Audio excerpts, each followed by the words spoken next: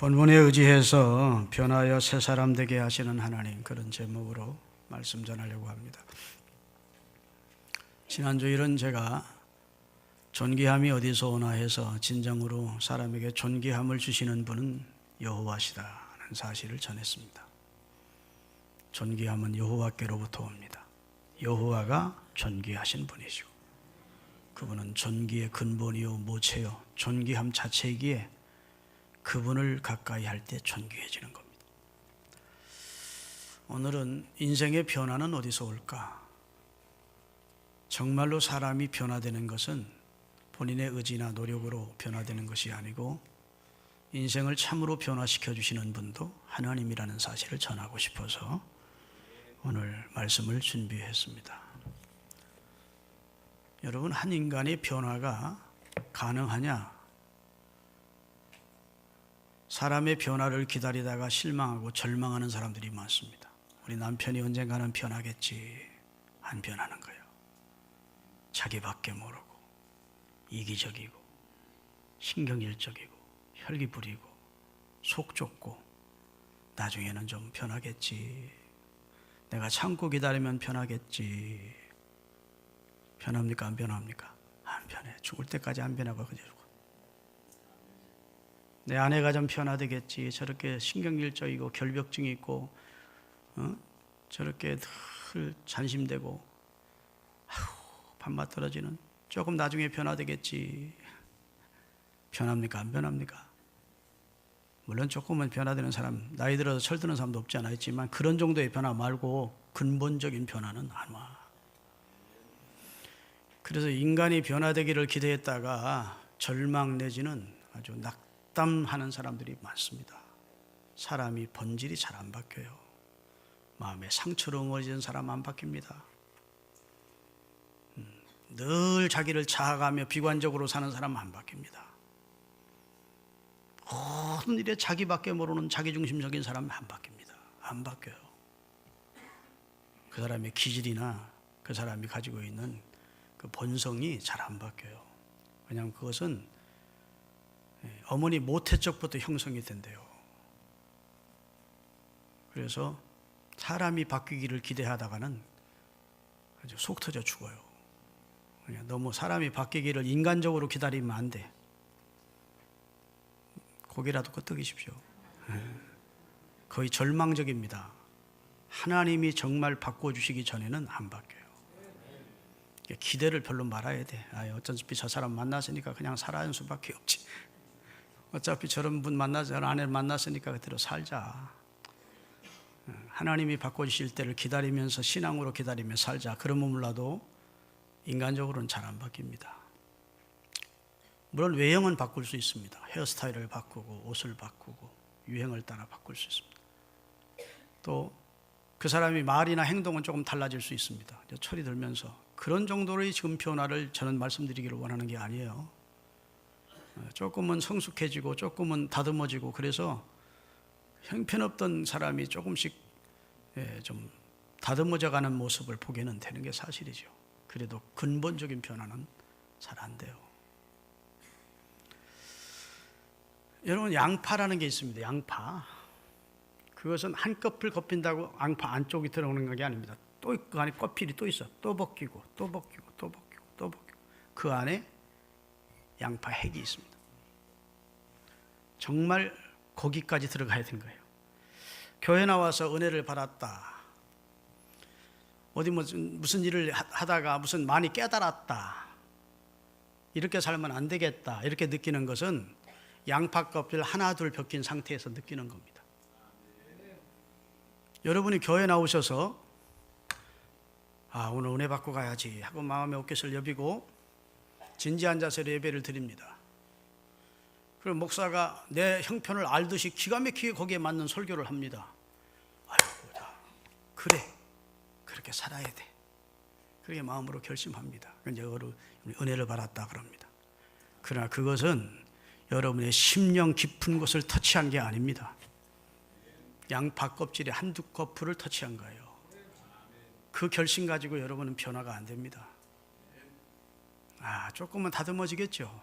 조금은 좀 전정하듯이 나무를 잘못된 가지를 잘라내는 수고는 하겠죠. 그러나 그게 근본적인 변화가 되는 게 아니에요. 다시 말해 어떤 일을 경험하면서 많이 깨달았어요. 교회 나와서 설교를 듣고 깨달았어요. 성경 읽다가 깨달았어요. 그것은 외피를 근다리는 것이지 중심을 터치하는 게 아니에요. 우리 중심 영혼 깊은 곳을, 근원적인 것을 터치해 주시는 분은 하나님이요. 하나님의 영인 성령이 터치해 주세요. 이는 힘으로 되는 게 아니야. 그랬어요. 이는 내 능으로 되는 게 아니야. 내 결심으로 되는 게 아니야. 오직 여호와의 신으로 되느니라. 우리가 결심합니다. 두 주먹을 불끈 쥐고 설교를 들 때 아금니를 꼭 깨물고 내가 꼭 그 말씀대로 살아야 되겠다. 이제부터는 사랑하며 살아야 되겠다. 그 미운 사람 용서를 해야 되겠다. 안 돼. 금방 또 무너져 버려. 그래 안 그래요? 작심 3일도 못 가. 나가서 보면 또 미워지는데. 안 됩니다. 힘으로 되는 게 아니고 결심으로 되는, 노력으로 되는 게 아니에요. 그런 걸 아주 말하는 건 아니지만 그런 것으로 하나님이 원하는 사람이 될 수 있는 게 아니에요. 하나님이 손대 주셔야 돼요. 하나님이 개입하셔서 하나님이 그 사람의 심령부터 변화시켜 주셔야 변화가 되는 거예요. 갈라디아서 5장 19절서부터 쭉 읽어보겠습니다. 24절까지 띄울 거예요. 육체의 일은 분명하니 음행, 더러운 것, 호색, 우상숭배, 주술, 원수 맺는 것, 분쟁, 시기, 분냄, 당짓는 것, 분열함, 이단, 투기, 술취함, 방탕, 그와 같은 것들. 전에 너희에게 경계한 것 같이 경계하노니 이런 일을 하는 자들은 하나님의 나라를 요구해요. 다시 말해 변화되지 못한 우리 육체에서 나오는, 육신의 정욕에서 나오는 모든 것들이 우리를 하나님 앞에 세울 수는 없대요.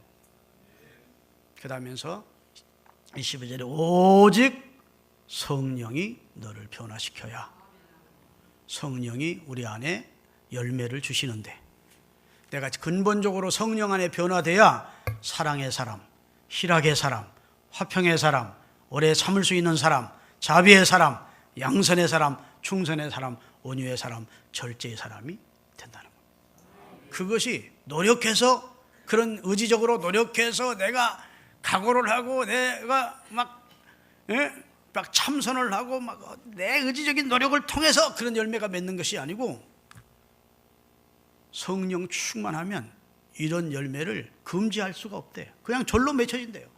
성령 받으면 정말 기쁜 겁니다. 할렐루야. 희락의 삶이 돼요. 화평의 삶이 되는 겁니다. 아멘. 요한복음 15장에 너희가 나를 떠나서는 아무 열매도 맺을 수 없다 그래 놓고, 나는 포도나무여 너희는 가지인데 내 안에 붙어 있으면 절로 열매를 맺는데, 붙어 있지 않으면 가지처럼 바뀌어버리고 불에 던져 사르게 되고, 포도나무 원줄기 되시는 하나님께, 주님께 붙어 있는 가지만 되면 내가 열매를 맺으려고 노력하지 않아도 절로 영양분이 섭취되어 성령의 역사로 열매가 맺어지는 거예요. 성령의 사람은 악하게 살기가 힘들어요. 내가 누구를 미워해야지 하는데 성령께서 막 내 안에 충만하면 미워할 수가 없어. 용서가 되고 사랑이 돼. 그런데 육신의 사람은 사랑해야지, 용서해야지, 안 돼. 육신이 우리를, 그래서 개는 걷는 게 자연스럽고 새는 나는 게 자연스러운 것처럼 성령의 사람은 선하게 사는 게 자연스럽고 하나님의 뜻대로 사는 게 자연스러워 어렵지 않아요. 그런데 악령의 지배를 받거나 육신에 속해 사는 사람은 선하게 살 수가 없어요. 할렐루야. 성령의 열매를 맺을 수가 없다고. 그러니까 근본적으로 우리 자신을 하나님은 변화시켜 주시기를 원하시는 거예요. 아멘. 그냥 어느 정도 깨닫는 정도로 해가지고는 변화 자체가, 우리 인생, 우리 삶의 자체가 변화되는 게 아니라니까. 여러분, 참 변화가 안 되던 사람이 하나님의 개입하심으로 변화된 성경의 대표적인 인물이 있다면 야곱이라는 사람입니다. 야곱은요 보통 사람 아닙니다. 자기 형의 눈에서 눈물, 콧물, 핏물 흘려가게 만들면서 장자권을 가책도 없이 뺏어서, 축복을 뺏어서 자기 성공을 위해서는 모든 걸 다 이용하고 권모술수에 능한 사람이에요. 수단 방법을 가리지 않는 사람이에요. 야심과 탐욕과 집념으로 가득 차 있었어요. 사랑하는 여자 아내를 자기 아내로 맡기 위하여 14년 동안을 남의 집에 머슴살이 해주었다고. 그렇게 집념이 강했어요. 자기가 세운 목표는 꼭 이루고야만 하는 직성이 풀리는 사람이었다. 그만큼 자기로 가득 찼던, 자기 독선, 자기 아집, 자기 고집, 자기로 충만했던 사람이 야곱이에요. 그런데 신기한 건 이 야곱이 또 하나님의 이름은 불러. 하나님, 물이 올 때마다 하나님 도와주시오. 하나님, 그래. 그러니까 신자예요, 신자 아니요? 오늘날로 말하면 신자야. 근데 한심한 신자야. 살기는 엉망진창으로 살고 하나님의 말씀 떠나서 하나님 뜻과는 아무 관계없이 그냥 세속적인 방법으로 살고, 어려우면 하나님 도와주십시오. 그래서 이건 거스한 신자인데 중심은 신자가 아닌 사람이에요. 창세기를 읽어보면, 이제 32장을 읽어보면 이런 야곱을 하나님이 변화시키십니다. 그냥 놔두면 안 되겠으니까. 그냥 야곱으로 살면 안 되겠어. 그래서 이스라엘로 살게 하시려고 하나님께서 두 팔을 걷어붙이시고 약복강 여울에 홀로 남아있던 야곱을 밤중에 찾아오십니다.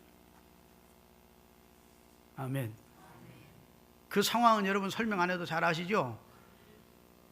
20년 만에 금우한양해서 엄청난 짐승의 떼 2떼를 거느리고 수많은 종들과 아내 넷과 자식들 11명을 데리고 지금 고향으로 가고 있는 길이었다고요. 그런데 20여 년 전에 형을 속이고 형의 장자의 명분을 몰래 가로챘기 때문에 형이 20년 동안 살해를 가지고 동생을 만나면 죽이겠다고 벼르고 있다가 동생이 돌아온다는 말을 듣고 400명의 군대를 거느리고 동생을 마주대하여 죽이러 오는 거예요. 자, 하나님이 창세기 28장에 보면 외롭게 피신을 가던 야곱에게 나타나서 하늘 끝까지 사다리가 닿는 모습을 보여주고 천사가 오르락 내려가는 신비로운 광경과 함께 하나님이 3가지를 약속합니다. 나는 아브라함과 이삭과 이삭의 하나님 곧 네 하나님이다. 너 누운 땅을 너와 내 후손에게 주리라. 아멘. 내가 너를 축복해 줄게. 너를 지켜줄게. 그 다음에 내가 이 약속을 다 이루기까지 너를 떠나지 아니할게. 아멘. 하나님은 약속을 했어. 그래서 야곱이 너무 신비로운 체험을 하고 나서 너무 고마워서 아침에 베개했던, 노숙을 했으니까 베개했던 돌을 갖다 놓고 하나님 앞에 드릴 만한 재물이 없으니까 거기다 기름 붓고, 하나님 어젯밤에 제게 말씀하신 대로만 하나님 약속을 지켜주시면 하나님 평생 저는 하나님만 섬길 것이고 소득의 10의 1은 하나님께 드릴 것이고 이 돌베개 했던 요것에다 성전을 짓고 하나님을 섬기겠습니다. 이렇게 서원을 했어. 오늘날은 말하면 약속을 한 겁니다. 하나님이 약속을 지키시는 거예요. 약속대로 그를 지켜주셨습니다. 약속대로 그를 축복하셨습니다. 약속대로 그와 함께 하셨어요. 그래서 20년 만에 거부가 되어서, 사람은 누구나 고향이 그립잖아요. 고향으로 돌아가는 중인데 20년 전 일이 마음에 늘 걸렸는데 형이 아직도 나를 미워하고 죽이려고 하고 있을까? 그런데 정말 앞서갔던 보초병이 와서 말하기를 주인님의 형의 군대가 400명이 지금 주인님과 주인님을 가지고 일을 해야겠다고 오고 있습니다. 이 말을 들었을 때 여러분 너무너무 야곱이 충격을 받은 거예요. 그래서 약복강을 다 넘겨보냈어요. 가족이 죽던 재물은 다 뺏기던 나 혼자만 살아서 우리 형이 건너오기 전에 나 혼자는 도망해야 되겠다, 그렇게 생각해요. 근데 이게 성경 자세히 읽어보면 보내는 것도요 좀 덜 소중한 것부터 보내. 딱 1대, 2대, 3대, 여기 치면 2대 끌고 도망가려고 2대, 여기 치면 3대 끌고 3대 보내고, 자식들 보내고 종들 보내는데 자식도 별로 사랑하지 않던 여자들부터 낳은 자식들부터 먼저 보내다. 제일 사랑했던 라헬이 낳은 요셉은 제일 마지막에 세워. 그래요? 거기까지도 약복강을 넘어가라고 그래. 그리고 자기는 안 넘어가. 까짓것 처자식 다 잃어도 나 혼자 살아남으면 도망가, 또 사장가 들어서 장가 들고 또 시작하지 뭐 이렇게. 그런데 여러분 잠이 오겠습니까? 잠이 안 와서 탁 약복강 강변에서 노숙을 하고 있는데 어떤 한 사람이 딱 나타나는 거예요. 나타나서 야곱을 막 넘겨뜨리려고 그러는 거예요. 야곱도 본능적으로 안 넘어지고 저 사람을 넘어뜨리려고 막 붙들고 이제 씨름이 시작된 거예요. 날이 이제 헌하게 밝아오자 그 자기와 씨름하던 그 어떤 사람이 야, 네 이름 뭐? 아니요. 야곱이 먼저 물었어. On your name 그래. 제게 이름을 고하소서. 당신의 이름이 무엇입니까? 그랬어. 그랬더니 자기와 씨름하던 그분이 어찌 내 이름을 묻느냐? 네 이름은 뭐냐? 이렇게 물었어. 저는 야곱입니다. 야곱이란 말은 움켜잡는 자, 욕심쟁이, 탐욕으로 가득 찬 사람 그런 뜻이거든요. 왜 그렇게 이름을 지었느냐 하면 어머니 뱃속에서 서로 먼저 나오려고 형과 싸우다가 형의 발꿈치를 붙들고 나왔다고. 이렇게 붙들고. 우리 교회도 쌍둥이로 태어난 아이가 있는데 집사님 애들 몇 분 간격으로 태어났어요 했더니 1분 간격으로 태어났대. 1분이라도 간격이 있는데 이건 같이 붙들고 나와서. 그래서 이름을 야곱이라고 지었어. 그래서 같이 씨름하던 그분이 앞으로는 너는 야곱이라 하지 마라. 너는 사기꾼, 악착같이 붙드는 자 그런 인생 살지 마. 너는 이름이 이스라엘이다. 그때 이스라엘이라는 이름이 처음 나온 거예요. 이스라엘. 하나님의 다스리심을 받는 자 그 뜻입니다. 이제는 내 통치를 받아라. 이제는 변화돼서 욕심대로 탐욕에 젖어서 네 중심의 인생을 살지 말고 나 하나님의 다스림을 받아라. 그렇게 하나님의 다스리심을 받는 자라는 이스라엘 이름으로 계명해 주었어요. 그리고 이제는 놔라. 나 가야 되겠다. 그러니까 야곱이 뭐라 하죠? 나를 축복해 주지 아니하면 절대로 안 놓습니다. 그러니까 그 어떤 사람이 환도뼈를 쳐버렸어요. 그래서 환도뼈가 맞아서 약간 절개됐던 거예요. 이제는 도망갈 수 있어요, 없어요? 도망가기 어려운 상황이 돼서. 자, 그런 놀라운 체험을 하고 났더니 오늘 본문 말씀 다시 띄우세요. 아침이 다가왔는데 그곳 이름을 야곱이 브니엘이라고 했대. 엘이라는 것은 하나님을 말합니다. 내가 하나님을 만났다는 거예요. 그 어떤 사람이 사람의 모양으로 나타났던 하나님임을 깨달은 겁니다. 다 같이 그러므로 야곱이 그곳 이름을 브니엘이라 하였으니 그가 이르기를 내가 하나님을 대면하여 보았으나 하나님 만났는 자는 죽지 않고 살았다고 기적을 체험했다는 겁니다. 하나님이 나를 축복해 주시는 이스라엘이 됐다는 것입니다. 그 다음에 31절 그가 브니엘을 지날 때에 동편의 해가 환하게 아침 해가 떠올랐고 허벅다리로 말미암아 하나님이 그의 허벅다리뼈를 쳐서 절게 되었다. 이런 내용까지가 오늘 본문입니다.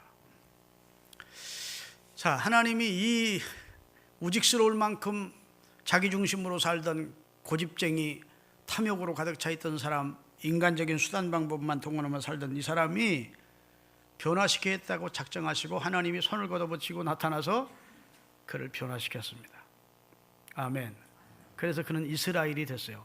평생 야곱으로 살다가 하나님 앞에 서면 축복입니까? 그게 축복입니까? 하나님 앞에 부끄러운 인생입니까? 부끄러운 인생이죠.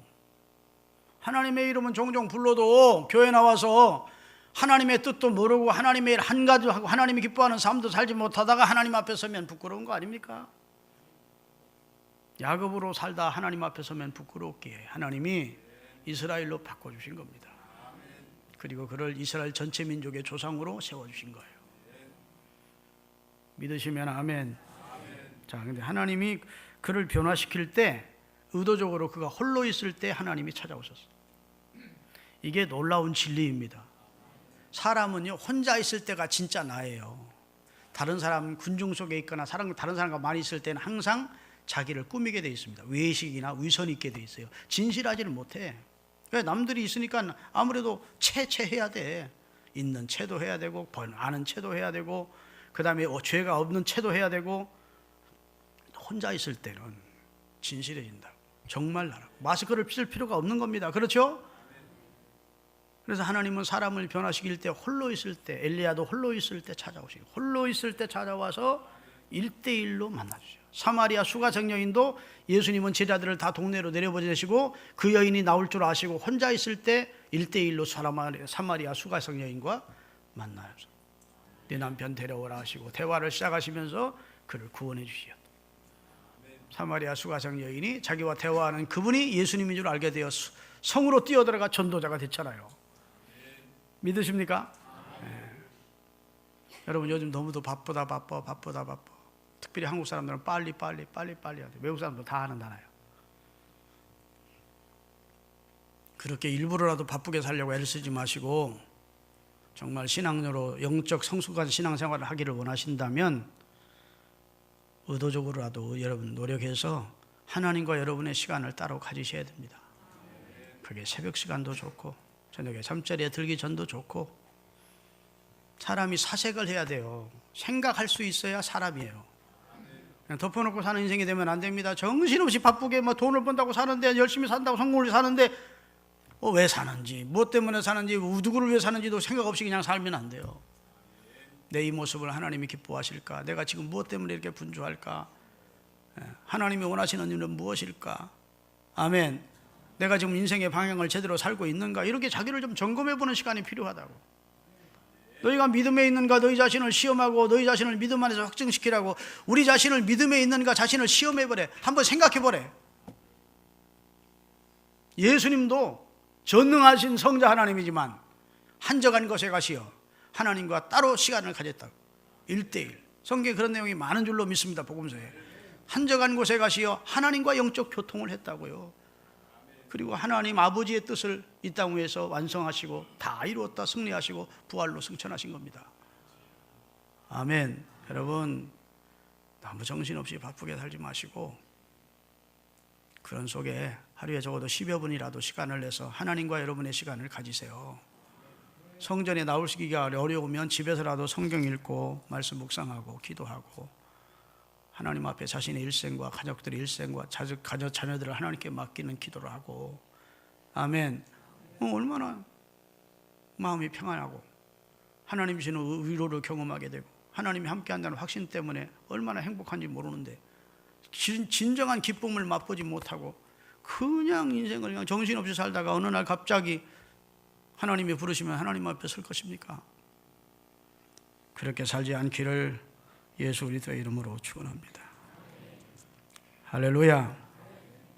지금까지 야곱은 안 되는 일이 없었어요. 어떤 일을 만나도 길이 있다고 생각했고 또 그렇게 살아왔습니다. 자기의 수단과 방법을 다 동원해서 자기 잔꾀를 다 동원해서 그는 목표를 성취했습니다. 그런데 이번은 하나님께서 다가오셔서 하나님의 일격으로 그는 낙다운이 된 거예요. 한마디로 내 힘으로는 어쩔 수 없구나 느끼게 된 것입니다. 따라서 내 힘으로는 어쩔 수 없다고 느껴야 신앙의 성숙이다. 나는 다 할 수 있어. 나는 모든 것이 가능해. 그게 철부지입니다. 인생의 주인은 하나님이에요. 하나님이 허락하시면 살기도 하고 죽기도 하고 높이기도 하고 낮추기도 하시는 분이 하나님입니다. 하나님을 인정하지 않고 큰 소리 치는 것은 성경은 탄한 자랑이고 그런 것은 다 악한 것이래. 믿습니까? 하나님 아니면 나는 아무것도 할 수 없다는 사실을 야곱이 뼈저리게 깨닫게 하셨다고요. 자기 자신으로 가득 찼던 항아리가 깨졌다고. 결과적으로 이것이 야곱에게 저주가 아닌 축복이 된 줄로 믿습니다. 이제부터 진짜 축복이 시작되는 거예요. 문제로 인해서 혹은 고난으로 인해서 하나님을 찾게 되면 그것이 복이 됩니다. 그러나 내가 누리는 부요와 건강과 형통 때문에 신앙에서 점점 멀어지고 하나님과 멀어지면 그것이 화요, 그것이 저주입니다. 자신만만했던 사나이, 태어날 때부터 형의 발꿈치를 붙들고 이 땅에 움켜쥐려고 태어났던 사나이가 손을 펴는 거예요.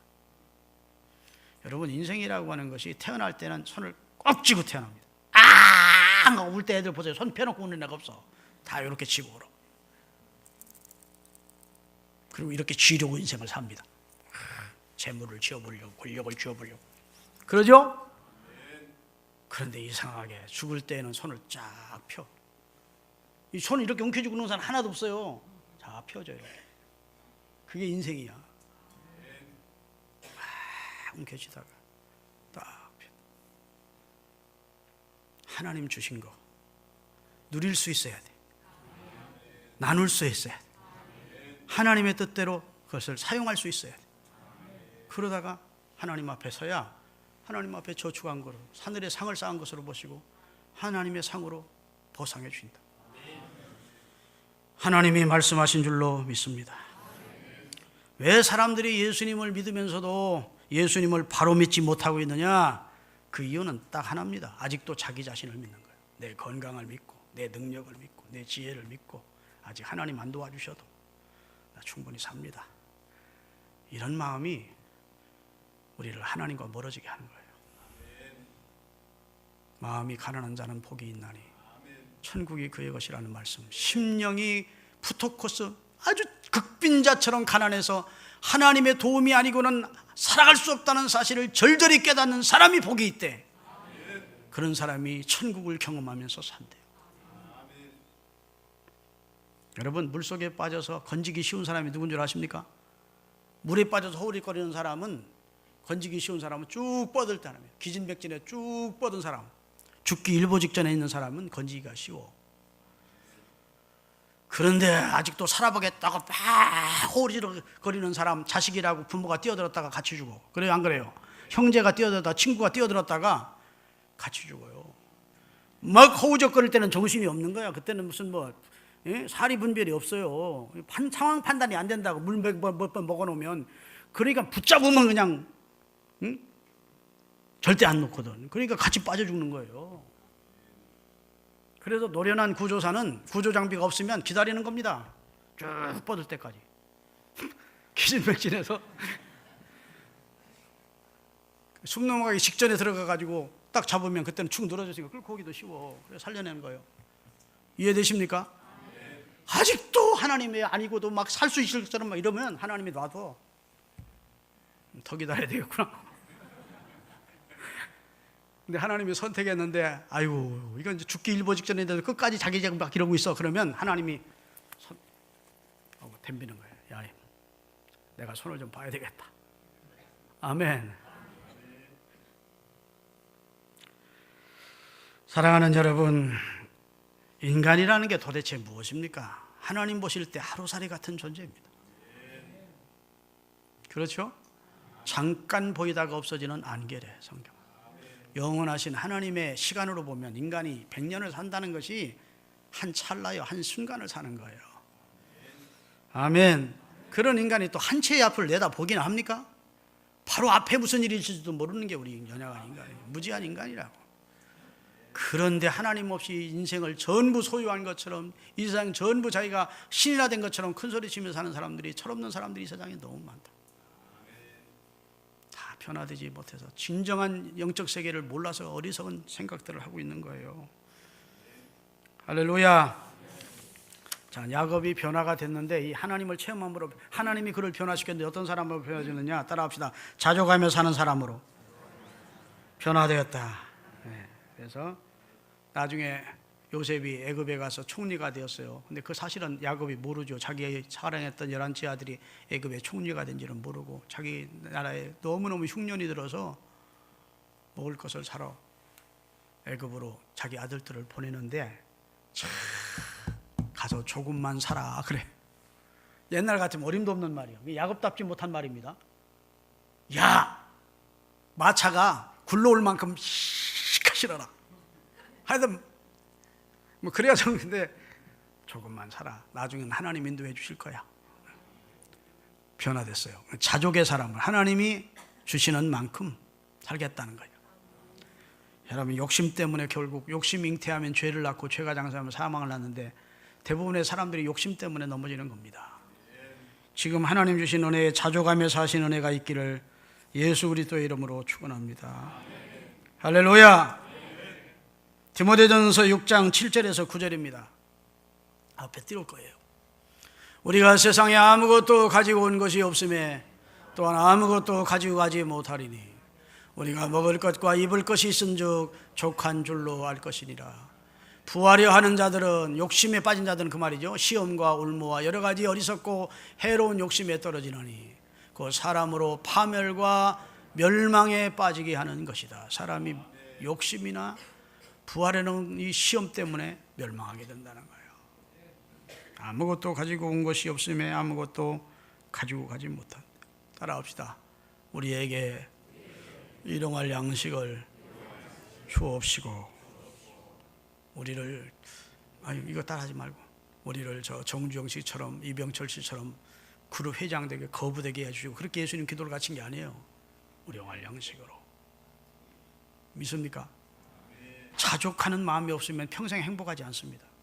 이만하면 족하다 하는 마음이 있어야 그 속에서 감사도 하게 되고, 아멘.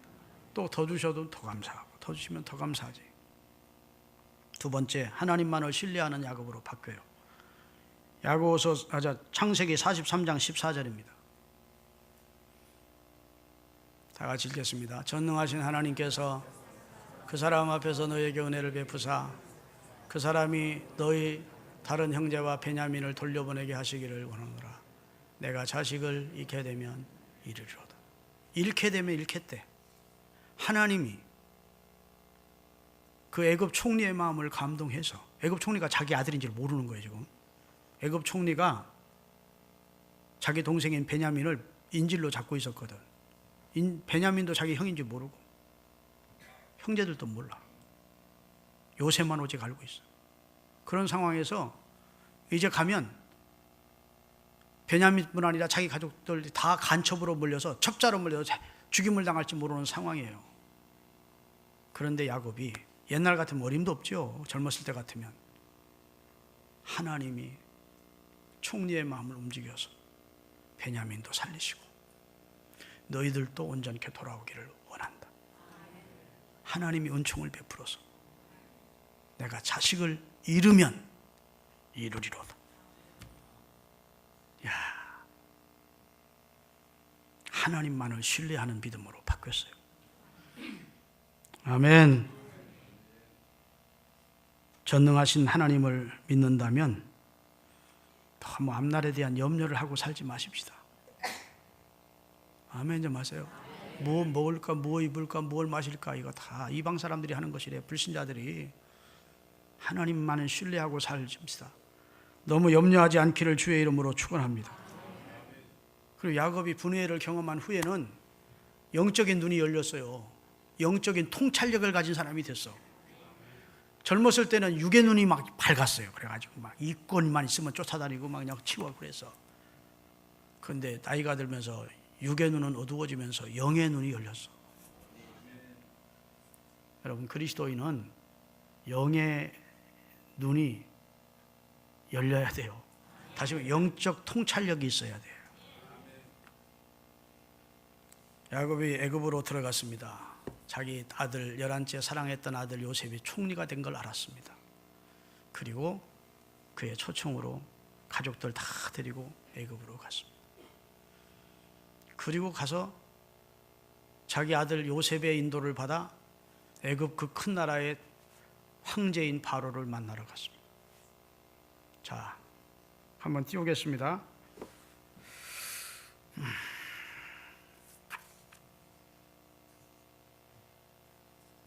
창세기 47장 7절 10절 다 같이 읽겠습니다. 요셉이 자기 아버지 야곱의 일을 인도하여 바로 앞에 서게 하니 야곱이 바로에게 축복하며, 그 다음에 10절 야곱이 바로에게 축복하고 그 앞에서 나오니라. 남을 축복하는 사람으로 바뀌었어. 그전에는 축복을 달라고 소리치는 사람, 내게 축복을 달라고, 내가 돼서 이제는 남에게 축복을 빌어주는 사람으로 바뀌었어.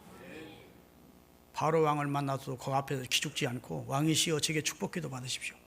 축복기도 해주고, 축복기도 2번 하고 내가. 아멘. 요셉이 아버지 세상 떠날 때가 가까운 줄 알고 축복기도 받으려고 요셉이 2 아들을 데리고 야곱 앞에 섰어요.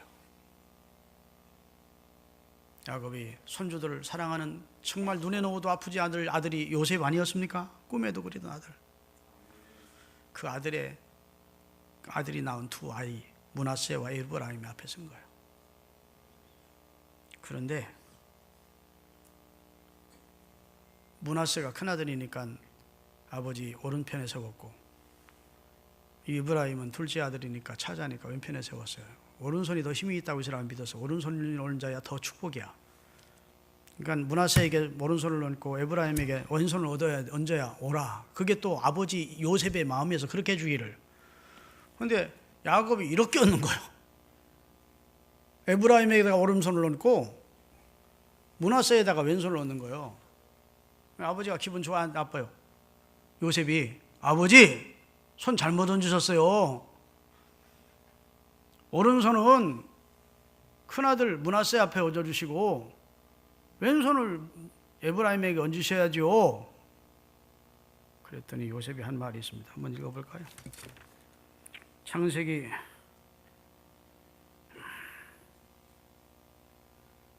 48장 17절부터 다 같이.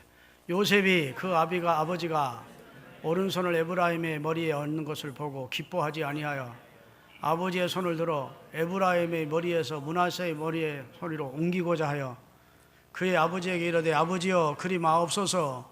이는 장자니 오른손을 그의 머리에 얹어서 하였으나 그의 아버지가 허락하지 아니하며 이르되 나도 안다 내 아들아 나도 안다.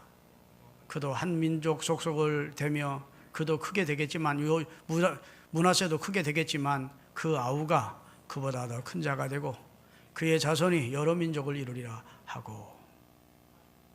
여러분, 야곱이 누구 소원은 들어주고 싶었겠어? 요셉의 소원은 들어주고 싶어. 가장 사랑했던 아들이 지금 므낫세에게 오른손을 얹어 축복해 주기를 원하는 거예요. 손을 이렇게 얹었으니까 아버지 손 잘못 얹었어요. 이 손을 지금 이리로 옮기는 거예요. 그러면 그러냐 하고 이렇게 얹을, 나 같으면 그랬을 것 같아. 그런데 지금 야곱은 뭘 보는 겁니까? 영적 통찰력을 가진 영적인 안목이 열렸어. 그래서 누가 더 축복이 있고 누가 더 그보다 작은 자임을 알았어요. 할렐루야. 그렇게 변화됐다고. 누가 그렇게 변화시켜 주실까요? 하나님이 변화시켜 주셨어요. 그래서 이렇게 얹고 축복 기도를 했어요. 그가 기도한 대로 에브라임이 더 큰 자가 되어 이스라엘의 큰 자로 쓰임을 받는. 마지막으로는 12아들과 그 자손들을 다 불러 모으고 그가 이를 말이 있습니다. 자, 창세기 49장 1절 다 같이 읽겠습니다. 야곱이 그 아들들을 불러 이르되 너희는 모이라. 너희가 후일에 당할 일을 내가 너희에게 이르리라. 자, 앞으로 우리나라에 너희들에게 어떤 일이 일어날지 내가 다 예언해 주겠다는 거예요. 그러니까 야곱은 기도 많이 하는 사람으로 바뀌었기 때문에 영적인 눈이 열려서 앞으로 내가 죽을 것이다. 내가 죽고 나서 난 유골이 될 텐데 하나님께서 우리 조상 아브라함과 이삭에게 약속했던 대로 이 애굽 땅에서 저 가나안 땅으로 옮겨주실 거야. 그때 내 유골도 꼭 파가라. 아멘. 그리고 12아들을 하나 축복을 했는데 축복한 그대로 됐다. 축복 기도가 예언이 돼버렸어요. 그대로. 하나님이 입에서 나오는 대로 했어요. 여러분, 야곱이 그 아들들 축복하는데 하나님이 입에서 나오는 대로 했다고. 여러분, 진짜 신령한 그런 목사님들이나 하나님의 사람들을 만나면 머리에 손을 얹으면 그 사람이 예언하는 게 아니고 하나님이 그 입술을 주장해서 예언케 하시는 경우가 오늘날도 있습니다. 근데 12아들을 위해서 야곱이 손을 얹었는데 야곱의 생각으로 기도를 한 게 아니에요. 하나님이 그 입술을 주장해서 그의 앞날을 다 예언하게 했다고. 여러분, 그의 아버지였던 야곱의 아버지였던 이삭도 야곱에게 손을 얹었을 때 어떻게 됐습니까? 그대로 그것이 예언이 됐어요. 축복기도. 아버지, 남은 축복이라도 제게 좀 불어주십시오 하고 큰아들 에서가 와서 축복해달라고 막 사정하니까 축복이 나가요? 예언이 나가요? 예언이 나가. 네게 부러질 축복은 없고 너는 들 사람이 될 것이고 너는 동생을 섬길 것이고. 여러분, 아들에게 그런 기도해주고 싶은 사람이 어디 있겠어요. 근데 그 기도가 하나님 입술조차도 주장하는 사람으로 바뀌어지고 영의 사람으로 바뀌어졌다 그 말이야. 오늘 말씀이 좀 길었는데 죄송합니다만 하나님은 저와 여러분을 궁극적으로 변화시키기를 원합니다. 양파 한두 껍질 벗기는 그런 정도의 변화를 시키는 게 원하는 게 아니고 성령의 열매를 맺는 사람으로 변화시키고 우리 심령을 터치해서 하나님이 우리를 근원적으로 변화시켜 자족하는 사람으로, 하나님만을 신뢰하는 사람으로, 영적 통찰력을 가진 사람으로, 할렐루야, 하나님 앞에 참 예배를 드리며 하나님을 전적으로 신뢰하면서 사는 하나님의 사람이 되기를 원하세요. 하나님의 마음은 지금부터 수천 년 전이나 지금이나 똑같아. 야곱을 향해서 변화시키기를 원하시고 그를 변화시키던 하나님은 오늘 제2, 제3의 야곱인 우리도 변화된 삶을 원하십니다. 메마르고 변화되지 마시고 말씀 들으면서 자꾸 변화가 되세요. 하나님의 말씀을 주시는 이유는 자꾸 우리를 하나씩 하나씩 변화시켜서 성화시키는 은혜를 주시기 위해서입니다. 그러기에 성령의 은사를 구하십시오. 하여튼 예수 믿는 사람은 우리의 소원은 통일, 그런데 그것도 소원이지만 예수 믿는 사람의 소원은 우리의 소원은 성령 충만, 꿈에도 소원은 성령 충만. 아멘. 식사기도 하면서도 주여 오늘 제게 성령 충만케 하소서. 할렐루야. 운전을 하면서 주여 오늘 제게 성령으로 함께 해 주옵소서. 성령이 함께 하실 때 신자다운 신자가 되는 거예요. 야곱이 하나님의 이름을 부르면서도 엉터리 삶을 살다가 하나님을 정말 체험한 보다부터는 분이엘의 야곱, 곧 하나님의 다스림을 받는 이스라엘이 된 후부터는 하나님이 원하시는 그런 영적인 통찰력과 안목을 가지고 사는 사람으로 바뀌었다. 그게 신앙의 성숙이고 그게 진정한 변화입니다. 여러분에게 그런 변화가 일어나기를 주의 이름으로 축원합니다. 정말 변화된 사람은요, 대화하면서 하나님 얘기를 많이 해. 저절로 나오게 돼 있어. 근데 하루 종일 어떤 사람과 대화하고 이 사람 저 사람 만났는데 하나님 얘기는 한 번도 안 했다? 여러분은 하나님에게서 멀어진 겁니다. 하나님 얘기가 안 나올 수가 없어. 주님 얘기를 안 할 수가 없어. 주님이 나를 이렇게 사랑해 주셨다고, 주님이 나를 변화시켜 줬다고, 주님이 나를 구원해 주었다고. 아멘. 주님이 내 어려운 삶 속에서 나를 도와주셨다고. 내 얘기를 할 때면 주님이 하신 일을 전하지 않을 수가 있습니까? 주님 없는 내가 어떻게 존재할 수 있어요? 우리가 그리스도 안에서 새로워졌으면. 그리고 그 사람을 볼 때 그 사람이 꼭 주님이 필요하다는 걸 우리가 느낍니까? 못 느낍니까? 예수 안 믿고 지금 어려운 가운데 있으면 저 사람에게 주님이 필요하구나. 주님 믿으라고. 예수 믿으면 당신 삶이 바뀌어진다고. 왜 이 말을 못 하겠어요? 일주일 내내 사는데 하나님이라는 말을 한 번도 안 했어. 기도 외에는. 그러면 문제가 있는 거예요. 하나님을 등 뒤에 두고 사는 겁니다. 오늘 야곱 보세요. 그냥 바로를 만나도 나를 인도하신 하나님이 계속 분해를 체험한 후에는 하나님 얘기를 하는 거예요. 나와 함께 하신 하나님. 할렐루야. 나를 지키셨던 하나님이 계속 하나님의 이름을 높이는 거예요. 여러분 오늘 이번 한 주간 하나님 이름 높이십시다. 기도하겠습니다.